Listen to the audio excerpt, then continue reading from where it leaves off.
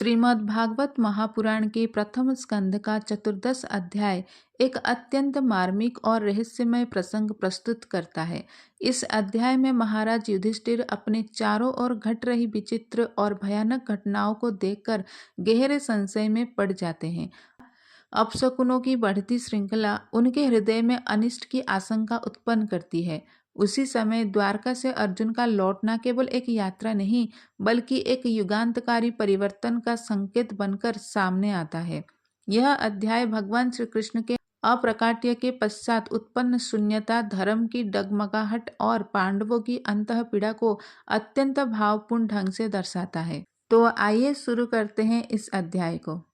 श्री सूत गोस्वामी ने कहा, भगवान श्री कृष्ण तथा अन्य मित्रों को मिलने तथा भगवान से उनके अगले कार्यकलापों के विषय में जानने के लिए अर्जुन द्वारका गए। कुछ मास बीत गए किंतु अर्जुन वापस नहीं लौटे। तब महाराज युधिष्ठिर को कुछ अपशकुन दिखने लगे जो अपने आप में अत्यंत भयानक थे। उन्होंने देखा कि सनातन काल की गति बदल गई है और यह अत्यंत भयावह था। ऋतु संबंधी नियमितताओं में व्यतिक्रम हो रहे थे। सामान्य लोग अत्यंत लालची, क्रोधी तथा धोखेबाज हो गए थे। वे देख रहे थे कि वे सभी जीविका के अनुचित साधना अपना रहे थे। सारे सामान्य लेन देन, यहाँ तक कि मित्रों के बीच के व्यवहार तक कपट के कारण दूषित हो गए थे।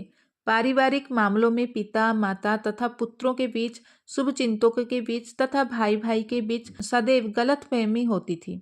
यहाँ तक कि पति तथा पत्नी के बीच भी सदैव तनाव तथा झगड़ा होता रहता था।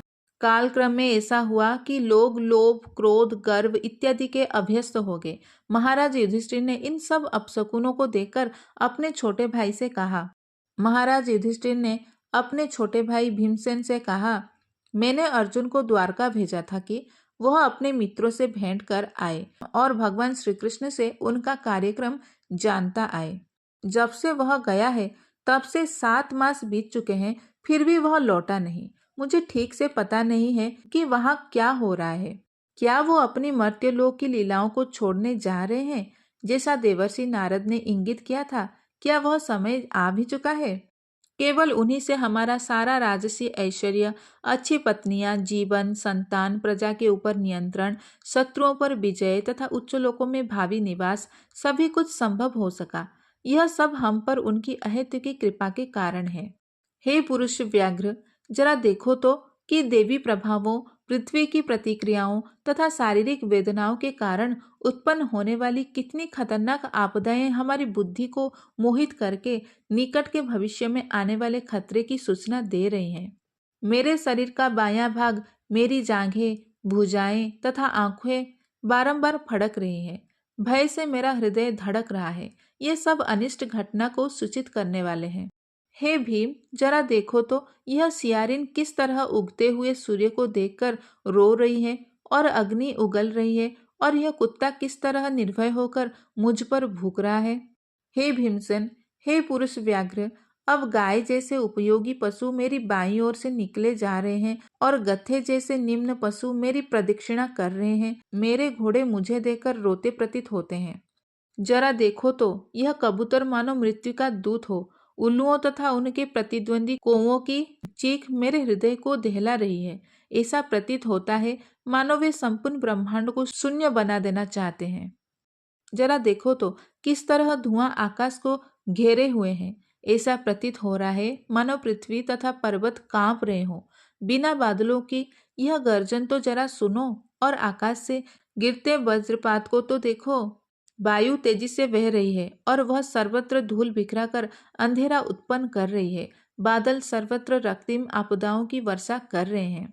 सूर्य की किरणें मंद पड़ रही हैं और तारे परस्पर भिड़ रहे प्रतीत हो रहे हैं। भ्रमित जीव जलते हुए तथा रोते प्रतीत हो रहे हैं। नदियां, नाले, तालाब, जलाशय तथा मन सभी विक्षुब्ध है। घी से अग्नि नहीं जल रही है। यह कैसा असामान्य समय है। आखिर क्या होने वाला है?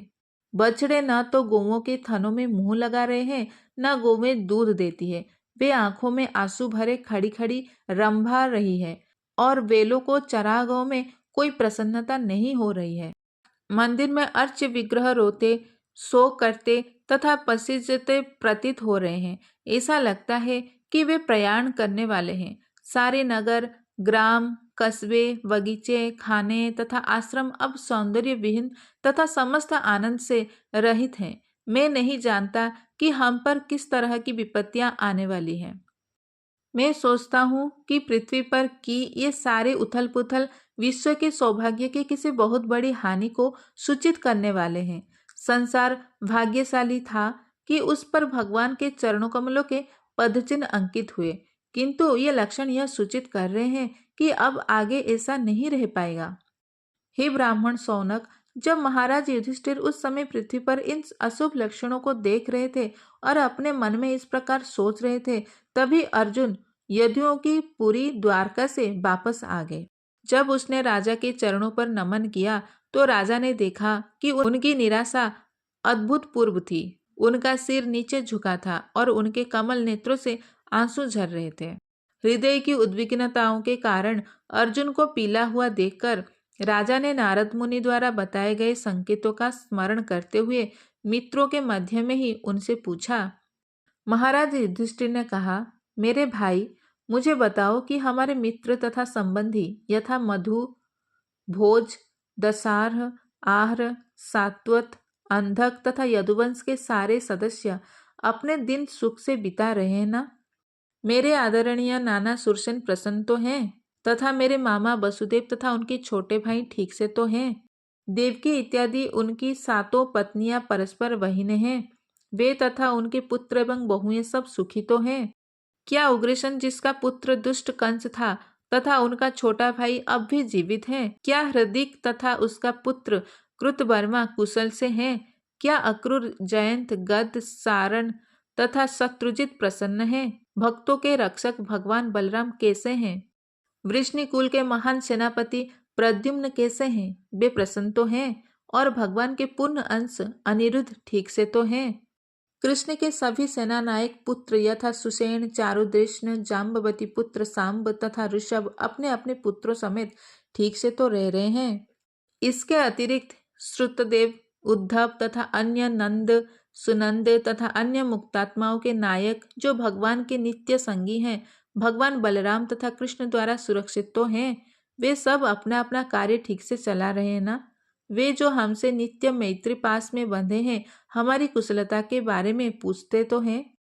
पूर्ण पुरुषोत्तम भगवान श्री कृष्ण जो गायों, इंद्रियों तथा ब्राह्मणों को आनंद प्रदान करने वाले हैं और अपने भक्तों के प्रति अत्यंत वत्सल हैं, अपने मित्रों से घिरकर द्वारकापुरी में पवित्र सभा का भोग तो कर रहे हैं।